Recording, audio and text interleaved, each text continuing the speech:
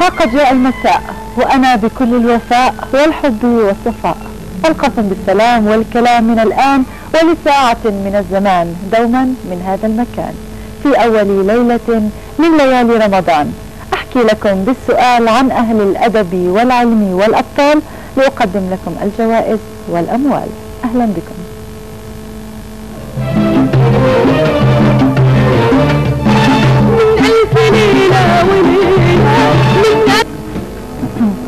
نوال، أين سيقف السهم؟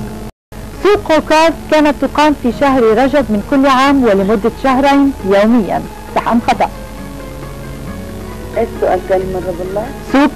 سوق عكاظ أيوة. كانت تقام في شهر رجب من كل عام ولمدة 20 يوما، صح أم خطأ؟ صح.